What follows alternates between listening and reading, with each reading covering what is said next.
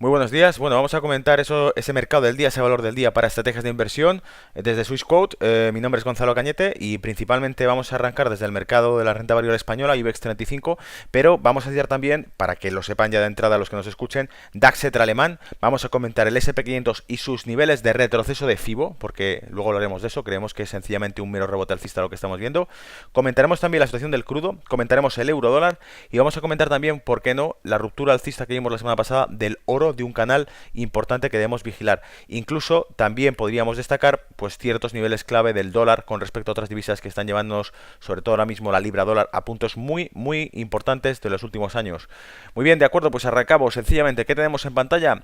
Tenemos lo que consideramos un rebote, ¿no? O rebate del gato muerto, como se suele llamar a este tipo de cosas, porque nos está llevando al techo de un canal bajista que sigue siendo ese desde hace semanas, que además comentamos desde hace semanas ya que el rango del IBEX 35, cuando hubo posibles subidas, decíamos no vamos a cerrar por encima de los 8.800 porque estamos dentro de un rango, como vais a ver ahora, muy lateralizado. Fijaros.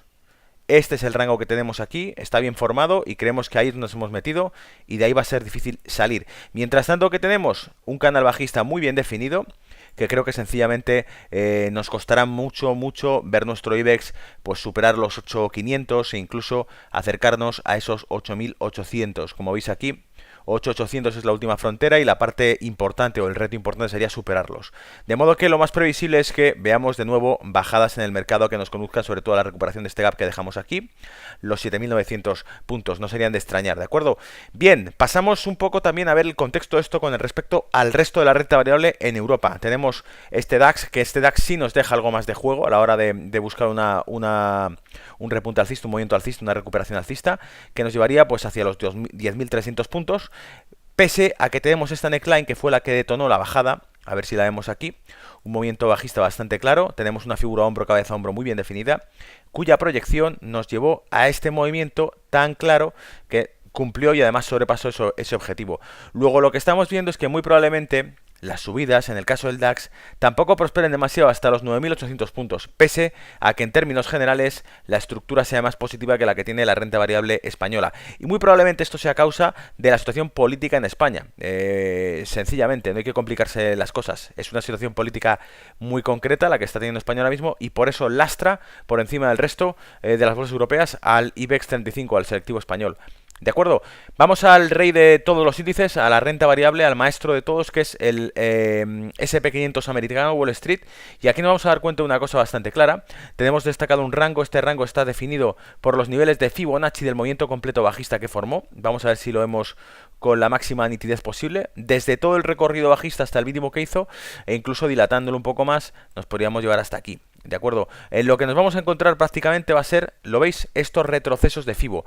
Por eso lo que destacamos es un rango formado sencillamente por el 61, el 50 y el 38-20 del S&P 500. ¿Hacia dónde nos lleva cada uno? Bueno, pues el 61 nos lleva hacia los 1.935 puntos, que es donde estamos ahora.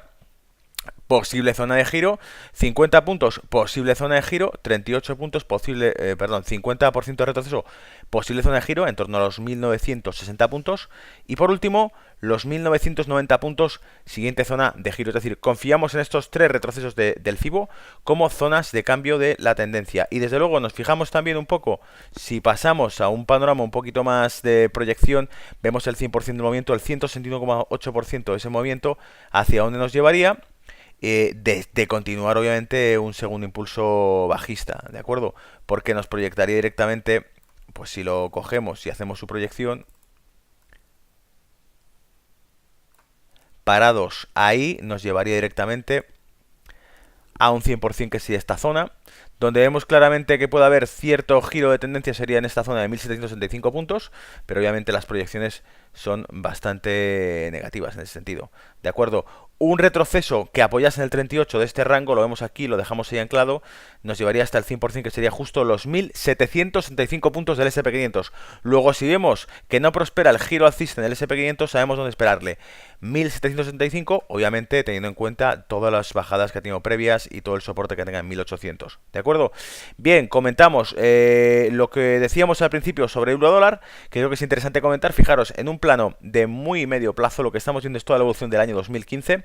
y lo que ya hemos hecho de 2016. Voy a decir una vez más que esto es consecuencia de la inactividad o de la ambigüedad de la Reserva Federal y del Banco Central Europeo, que si en 2015 eran muy clarito con la postura que estaba tomando la Reserva Federal, posible subida de tipos y el estímulo QE, Quantitative Easing, del BCE europeo, nos llevó un eurodólar alcista. Ahora que estamos en una postura en la que la Reserva Federal no parece clara con respecto a continuar con las subidas de tipos y el Banco Central Europeo parece dar vuelta atrás, incluso Draghi sugiere que no se descartarían subidas de tipos también en Europa. ¿Esto que hace? Indecisión porque no se la cree el mercado. Luego, incredulidad por parte del mercado hacia las instituciones y organismos monetarios nos genera esta lateralidad y este tipo de situaciones en la divisa. La divisa, quiero recordaros a todos amigos, es lo que mueve el resto de los mercados mundiales. La divisa influye en la materia prima, la divisa influye en la renta variable, la divisa influye en los contratos futuros y en los contratos de los selectivos, de los índices.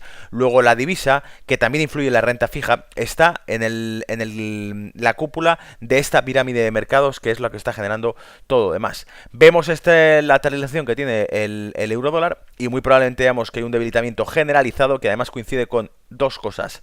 Uno, el apoyo en este canal, niveles horizontales clave también aquí, en torno al 1,0950, y además justo techo de este canal que veíamos diciendo que se formó. El precio canalizó aquí durante bastantes sesiones y vemos muy claramente que es hacia donde nos dirigimos, 1,0950, incluso 1,0930 podríamos a decir. Y West Texas, el crudo, ¿qué es lo que está ocurriendo con el crudo? Pues creemos sinceramente que es un repunte más. La figura tan bajista que nos mostró, que está aquí, que nos proyectaba ese barril hacia los 20 dólares, sigue estando ahí, sigue estando latente y creemos que ese movimiento es el que nos va a llevar hacia un petróleo en torno a los 20 dólares el punto. Todo lo demás, mientras no rompamos estas zonas, nada a tener en consideración, y por lo demás vemos como también el crudo lateraliza toda esta zona de aquí, ¿de acuerdo? Muy probablemente giro hacia los 25 dólares el barril y muy probablemente la sesión de mañana, que traerá estos movimientos bajistas que veíamos en la renta variable, se traducirán por un movimiento bajista también en el crudo, ¿de acuerdo? Que será el detonante que haga que baje la renta variable, porque al fin y al cabo la renta variable sube o baja en función de lo que esté haciendo el crudo en estos momentos.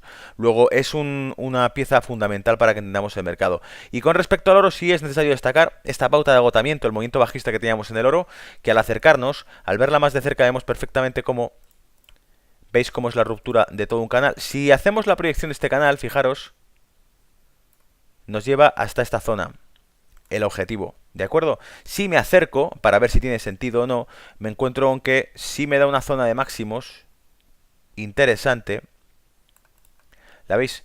Y es hacia la que nos podríamos dirigir, hacia unos 1.400 dólares el lingote de oro, si es que realmente esto que estamos viendo aquí es sencillamente un pullback, va a apoyar y va a cumplir la dimensión de todo el canal, ¿de acuerdo?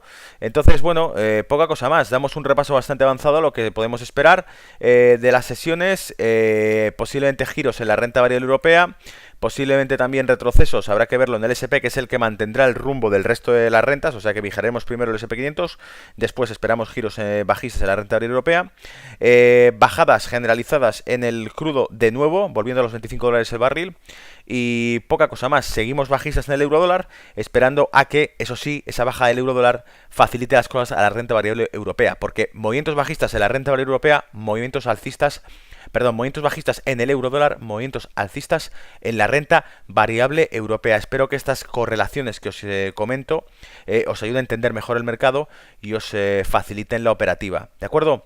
Un saludo y futuras plusvalías. Un placer, gracias.